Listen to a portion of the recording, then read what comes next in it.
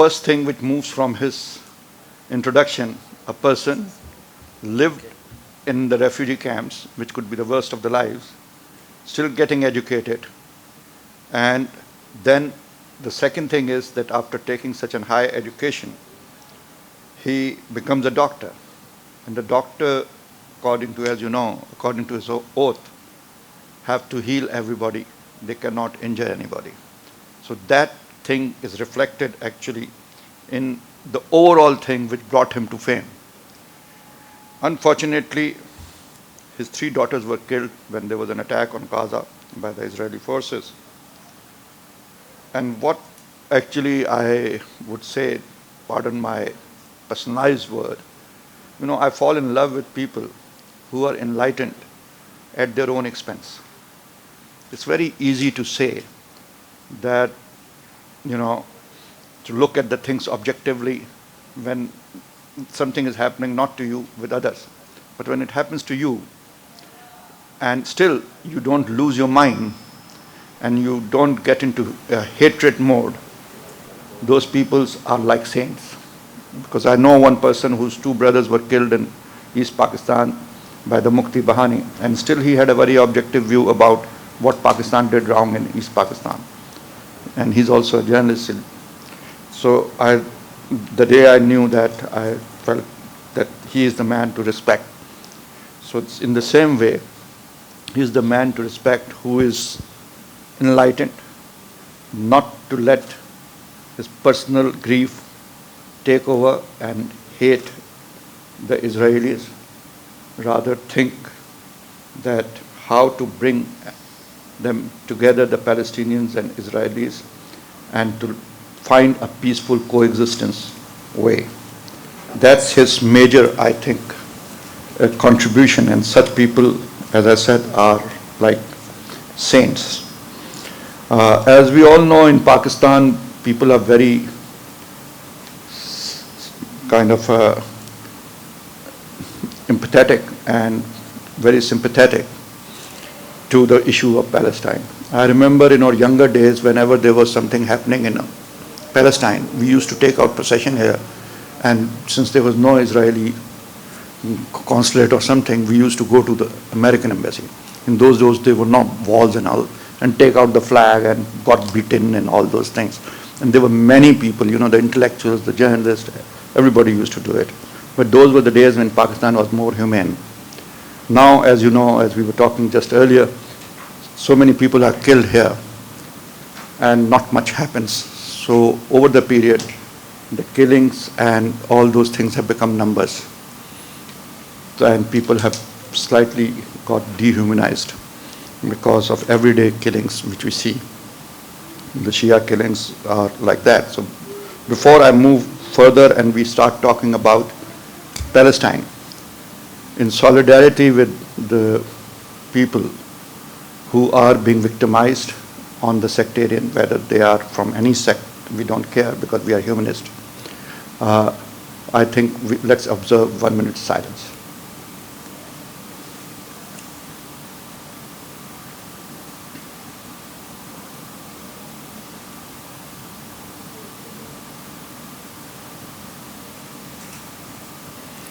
Okay, now I come to my first question, Mr. Izzeldin. You went through a personal grief and of great dimension. Instinctive reaction are usually of revenge, anger, and to fight the people who kill anybody who is close to you. Why you did not feel that way, and why you felt that way and then gradually you thought that this is not the right line and you thought about love and peaceful coexistence? Thank you.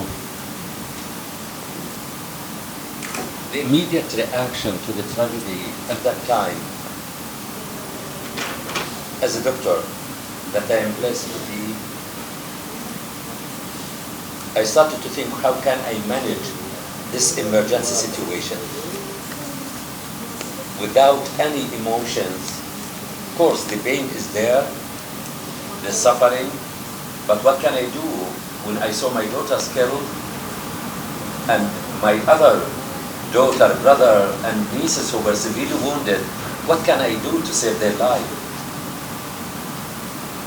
So at that moment, it's not a moment of emotions, it's a moment of action and valuing life and saving life. I saw my daughter Shada, she was in the high school in her final year, to see her severely wounded, her eye on her cheek and her fingers just attached by skin tag. My niece Ghaida, I thought that she's killed with her cousins. But my son, in that situation, he said to me, Ghaida, she took a breath, that she was alive. I thought that she's killed. So that's the moment, what can I do to save their life? You have rightly pointed out, as a doctor, when you think you can't be sentimental when you see a patient. And so immediately your doctor instinct came forward. Is it also because in Palestine, these things happen so frequently that generally people have become more, attuned to this psychologically, that, these kind of things are expected and can happen to anybody? It's because within 3 weeks and the whole of our life, we were expecting the worst. We are expecting the worst every day. During the 3 weeks of the invasion against Palestinians in Gaza, every second I was expecting something wrong to happen. And even by night, all of the time, who will suffer from my children? When we come by night, and I want them to sleep, to divide them, to organize them in a way, if any bomb is coming, not to be killed, all of us together. To put them 3 behind this wall, 3 another wall, 3 another wall. So I was expecting something, because for 3 weeks, as what happened yesterday in Quetta, to hear the numbers, to say in Gaza 100, 200, 500, 1,000, 1,300, just numbers, said no one is safe. No one is far from risk. It can be me. It can be others. So I was expecting that. And this prepared me. What action can I take in case of emergency situation? Even at that time, there was no electricity, no water, because once electricity is off, it comes from Israel. What can you do? Just to stay 3 weeks inside 4 walls. You can't move, you can't go outside. And I have my cell phones. What can I do? How can I charge them? But life teaches us the need is the mother of creation.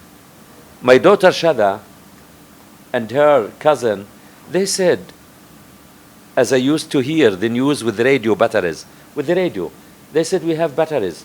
Why not to make and to create electrical circle from it and to connect to the cell phone and to charge it? And this, believe me, that's what saved Shada's life and Ghaida's life. Once the house was bombed, the cell phone, I was able to use it and to call. And I called the Israeli TV where they were waiting for me. It was planned at that time to be interviewed live by the Israeli TV. So once I called the Israeli anchor, I left him a voice message. Then he came back to me. Once he heard my voice, he opened the speaker to broadcast it live. And that's what is needed, the courage.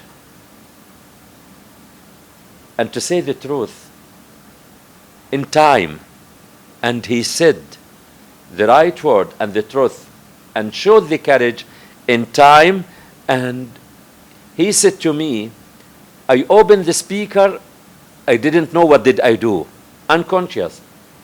After a few seconds, I realized, what am I doing?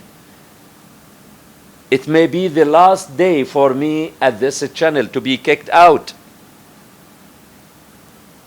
But while he is opening the speaker, he said, I received a note from the Director General of the channel asking me to keep the speaker open.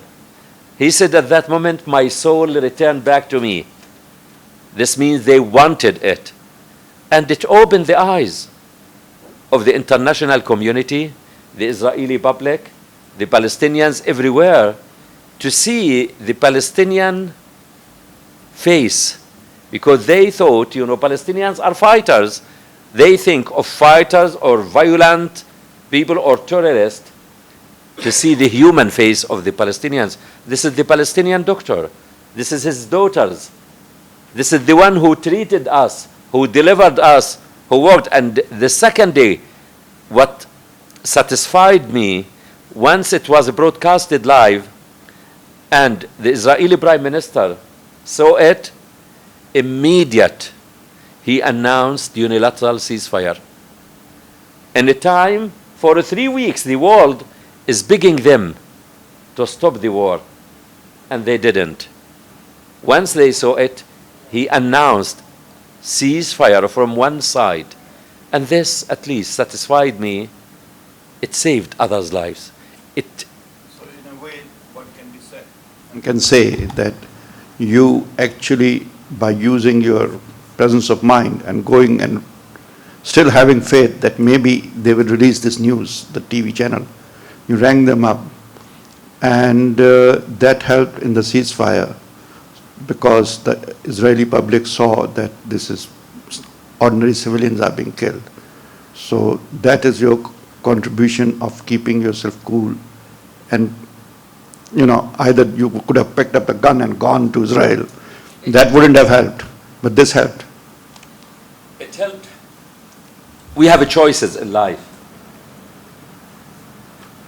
I may have the right choice to feel angry and to carry the gun.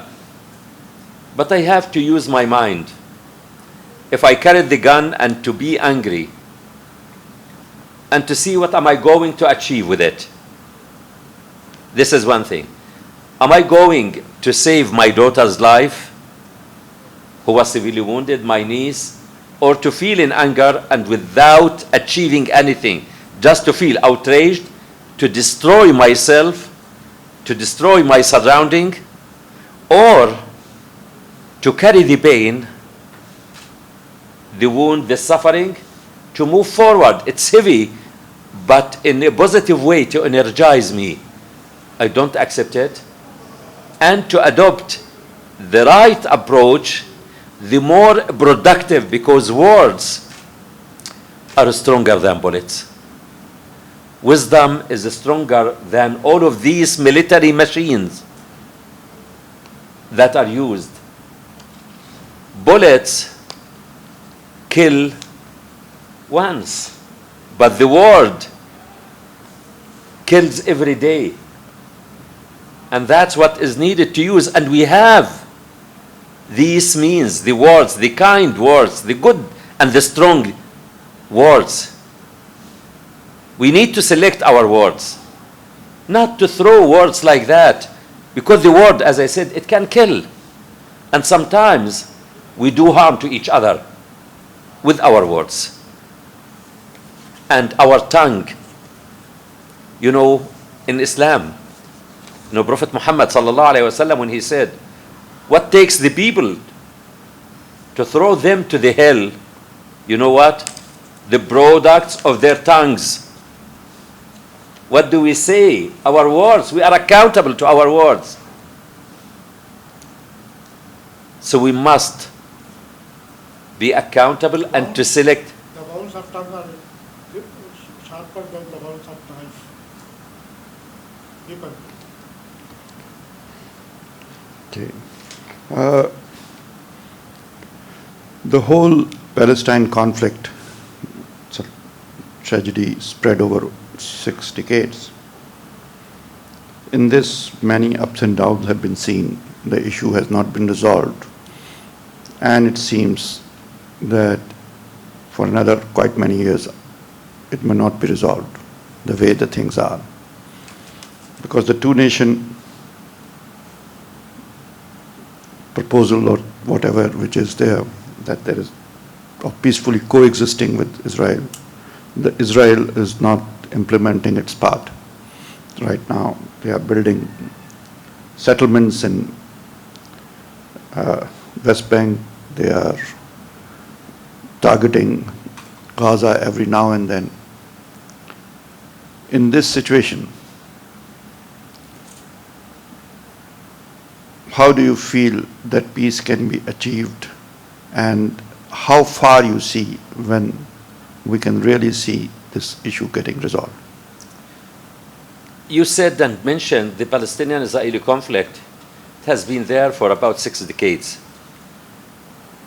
It's far beyond that.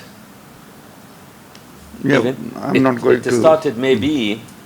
I'm not going 2,000 years back. Yes. No. It started even before 1948. It started in early 80s. And then the process continued by 1887 with the first Zionist conference in Basel in Switzerland, when they started to say Palestine is a place is a country without people. Why not to give it for a people without country? Then in 1917, Palestine was under the British mandate. And Balfour Promise, the Minister of the State, Foreign Ministry of UK, what he did, that's the issue of colonization and occupation. Balfour Promise, someone sitting in London to say Palestine to be given to the Jewish people as their state. That's Balfour Promise. Someone to sit in Washington to say Karachi to give it to someone else. Who are you? It has its people. And that started to facilitate the migration and immigration of Jewish communities from Eastern and Western Europe to Palestine. It has nothing, Palestine, it has nothing with the Holocaust. The Holocaust, because the plan for coming to Palestine, it happened before the Holocaust. The Holocaust in the World War II. Yeah. So in 1887 started the plan, then Balfour Promise in 1917. So this means they planned it. But now it's a fact, there is a Palestinian nation and an Israeli nation who are living there. What is good for both? To live safe, not in peace, and not to love each other, but to understand each other and respect each other, and to get rid of this violence and killing and occupation and intimidation. It's time for the Israeli government, the Israeli leadership, and most important, the international community. The international community, its role. No one, if we want to have order in this way and in this world, no one should be above the international law. What you're saying is that international community should play its role. So far, international community has failed because the Israeli government has the backing of the US government. And while the Israelis have a very strong lobbying in Washington and in US, all over the world, I believe, 13 million Jews are there, of which all of them are not anti-Palestine. There are quite many who are pro-Palestine also. So maybe less than 1 million people are influencing such a big issue. And then the American oil interest and other factors. The Arab world, which is so-called your supporter, I had raised this question once to the Arab League Secretary General in Cairo, because he was talking about the Israeli lobby. I said, why can't you collect some money? Just spend $1 billion a year, and within 3 years you'll see the change. Because Americans are very influenced by their own constituencies. So you see which are the constituencies and then you try to influence. And there are more Muslims in US than there are Jews. But that was not done. Do you think that the real need is first to lobby strongly in US and build the support for Palestine, because the Jews, or I shouldn't be using the word Jews, the Israeli government and the people who actually are anti-Palestine, they are much stronger in lobbying? First, the states and Israel are not the world. They are part of the world. This is one thing. Israel is 6 million and the states about 300 million people. But the world is 7 billion people. Yeah. It's shame for the 7 billion people who are watching it and leaving the states and Israel to dominate the world. This is one thing. The second, I agree with you. We need to lobby, to plan together. It's not the quantity, it's the quality. Exactly. It's the So strategy. we need to focus And have a on the strategy. quality. You can have million soldiers, but these million soldiers, if they don't have an officer to lead them, they have no value. So you need the leaders and the strong leaders and the quality of the leaders who can lead the way. And we need that lobbying. You know, we spend a lot of money.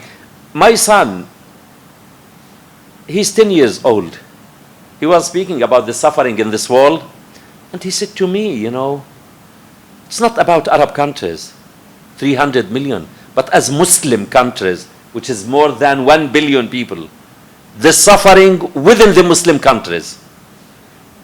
The people who are suffering, deprived, they are in need of food, of water, of housing, of shelter, of what can we do? And this is from our Islamic values, to support each other. We see our brothers who are suffering, deprived, sick, without schools, and no one is giving to them. And when you give, you will be rewarded by God, giving and sharing. That's our Islamic values, but we are not doing enough. And it's time to take responsibility, not to blame others for what are they doing for others. We need to ask, what did we do for ourselves?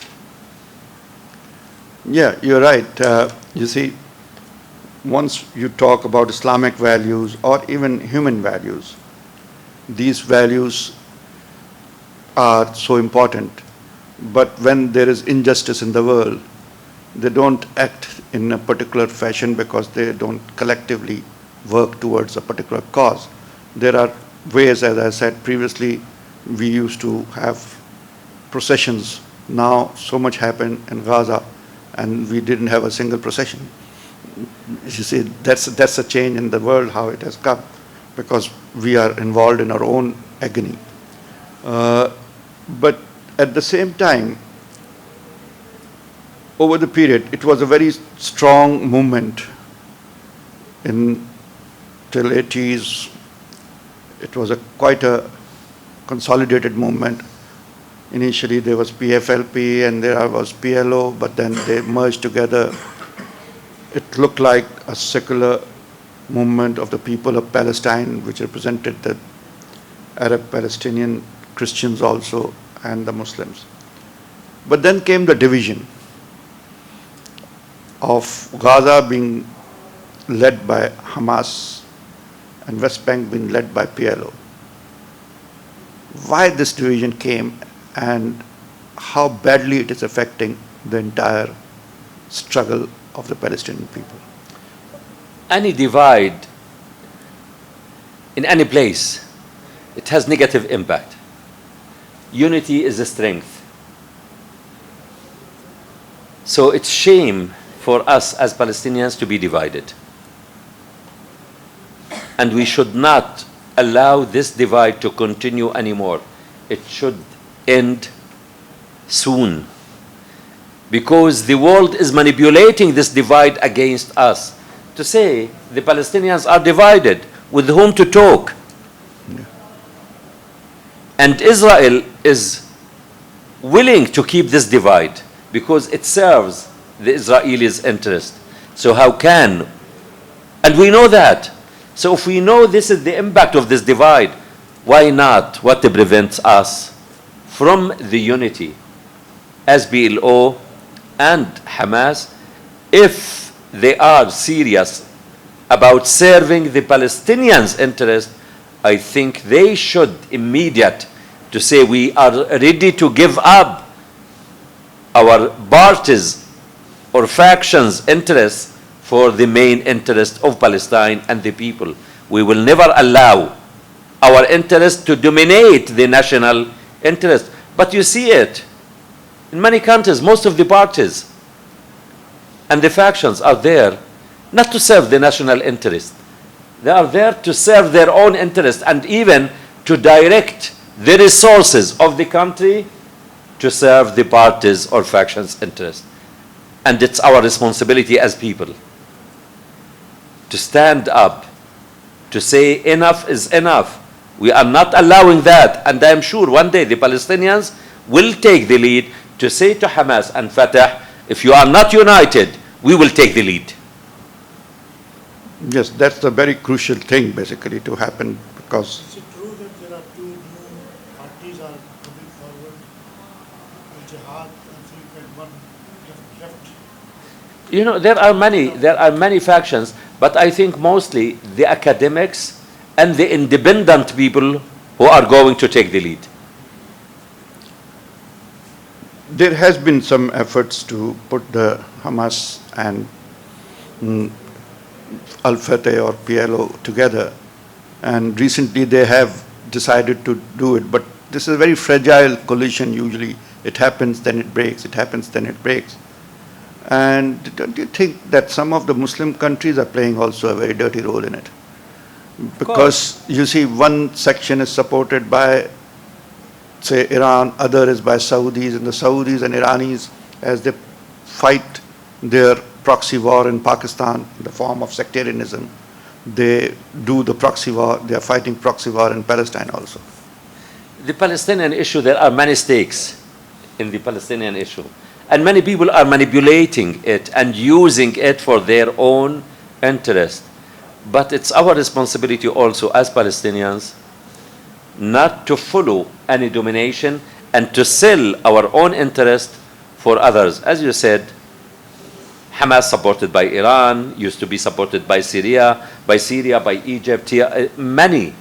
But at the end, we need to serve our Palestinians' interest. And it's a responsibility now, the unity. They are discussing what? The government and the coalition between the two. And the divide, how many ministers from my party, how many from yours. It's their own interest. And that's what's happening. When you see any party to form coalition, they are negotiating what's their own part.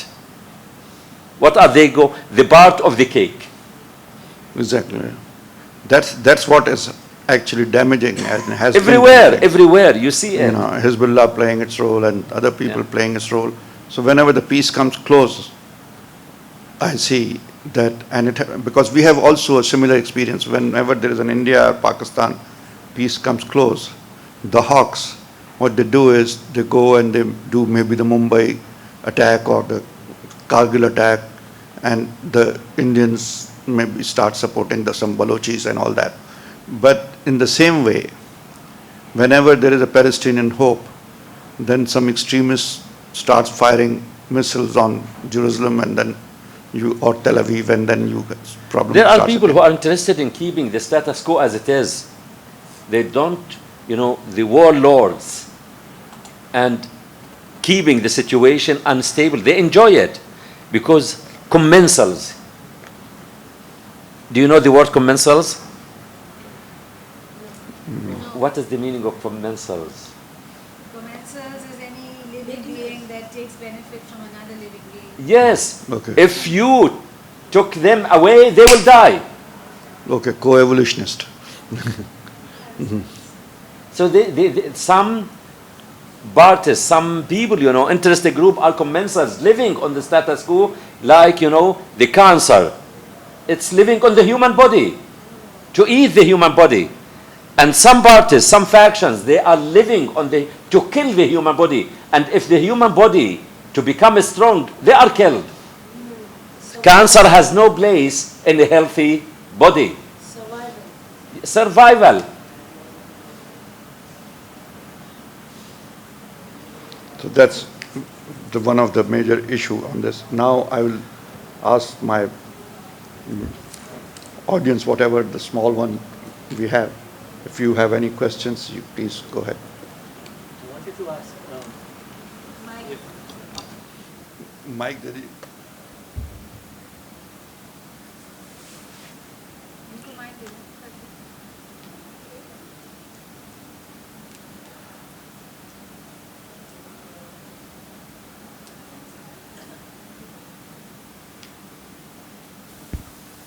I wanted to ask, since Israel is the biggest force in the region over there concerning the Palestinians, it's keeping them down. What is the perception of the general Israeli public towards the Palestinian struggle? And if you're going to lobby anyone, shouldn't you be lobbying the Israeli people to look at the human side of the Palestinians, not look at the fighters of the PLO or the Hamas, and see teachers, doctors, and their families living, whose lives are being affected by the struggle by Israeli occupation for 60 years? I agree with you. We need to communicate with the Israeli public to increase their awareness, not to be deceived or stereotyped or misinformed by their government, and to show them the truth about what is happening among the Palestinians and what the Israeli government is doing for the Palestinians. In this way, believe me, we can make the change, because at the end, these people will select the right leaders and they can make the change. And you see now, with the changes and manipulation of the Israeli government, of the Israeli public, to stereotype them, to deceive them, to cheat them, to say to them, to inject them with the fear. The Palestinians are threatening us, which is a mistake. Who is threatening the other? The Israelis are threatening the Palestinians. Who has the power? The Israelis have the power. But the Israelis are moving to the right wing. As you said, expansion of the settlements. With whom are we going to talk as Palestinians when they say we need to negotiate? Negotiate what? What is the purpose of negotiation? When we negotiate or to talk, for what? To talk, to achieve something. Talks and negotiations are a mean to achieve an end. Negotiations are not goal. It's a mean. But for the Israelis, they use it as a goal. Let us talk. But we are not equal to talk. Palestinians are not equal to the Israelis. We can't equalize between the occupier and the occupied. Give me my freedom and let me sit with you at the same level to the table and we can negotiate. Not to feel your knife over my neck and to let me negotiate with you. We are not going. This is not negotiation. This is by force. But it's important to lobby and to communicate with the Israeli public and to increase awareness among the Israeli public. And I think we should do that as Palestinians. And one of the things I said, we need to learn the Hebrew language. Because once you started to learn your enemy's language, it helps you to overcome any misunderstanding and you know how to communicate. We need to learn. It's a strength. It's a weapon when you know how to communicate. How do you think? It helps me to challenge you. Yes?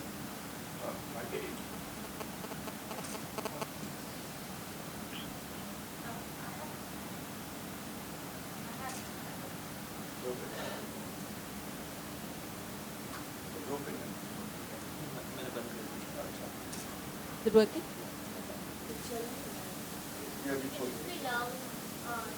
आपसे तो यहीं बैठे गए ना, वहीं बैठे।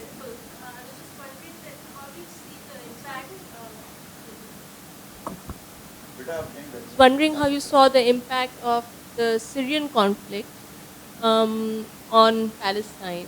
Oh, the Syrian conflict, it's not only on Palestine, believe me, It is, yes. it's internationally. I see it. It's painful to see what is happening in Syria. On Palestine, because there are 500,000 Palestinians in Syria. And thousands of them are killed and became internally or externally displaced refugees. So the impact is there, directly and indirectly, on the Palestinians. Any conflict in the Middle East, it impacts the Palestinians' issues. Why are the Palestinians so isolated? It's such a big bloc of Muslim Ummah. You see the Middle Eastern countries, not only.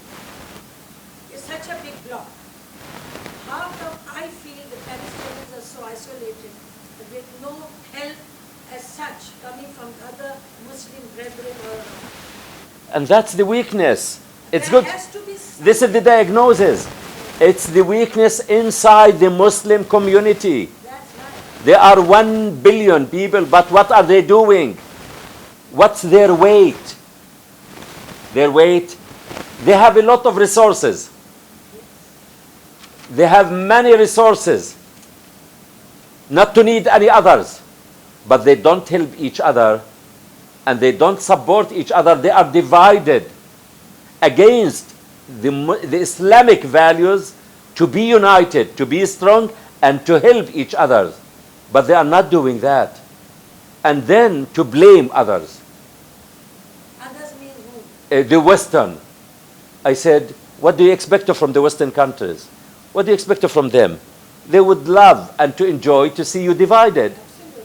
If you know they want that, why not to immunize yourself to be united? Don't give them this opportunity to enjoy it.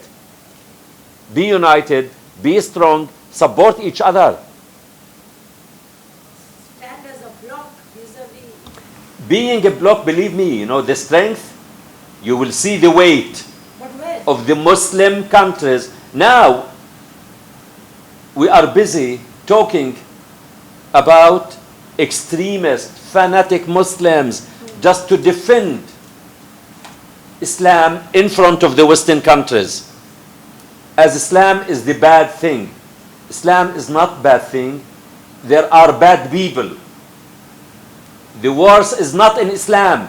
It's in the people themselves who are committing these acts in the name of Islam. And we must stand for that. They divide us to fight.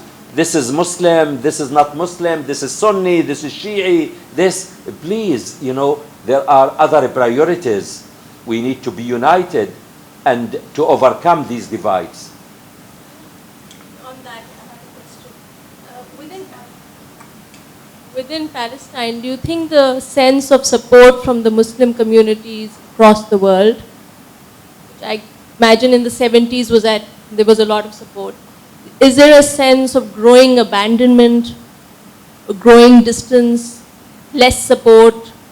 What is the perception from within Palestine? The perception, personally, from the people, the Muslim peoples, it's growing. The Muslim at the people's level. But from the governments, it's going down. The people themselves, they show passion, support. But very short life. Yes, I know that it's reactionary.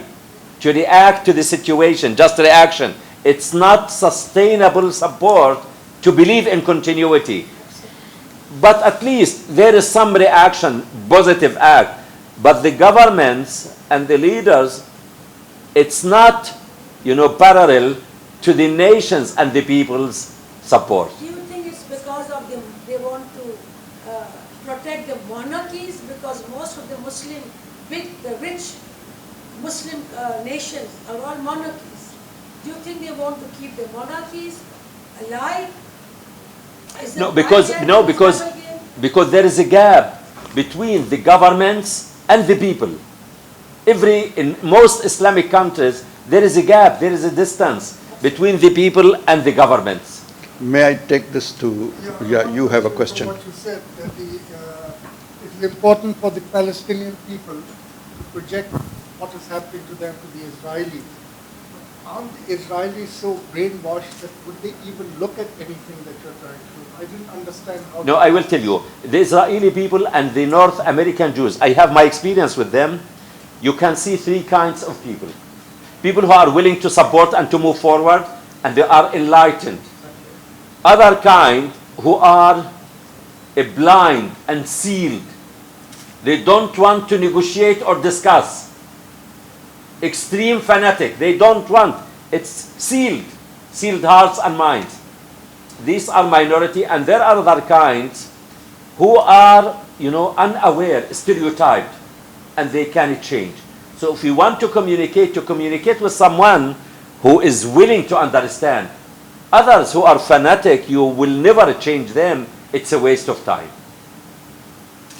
So we can't say all of them, they are fanatic, they are extreme, and they are sealed. There are of this, and there are minority, those who are sealed.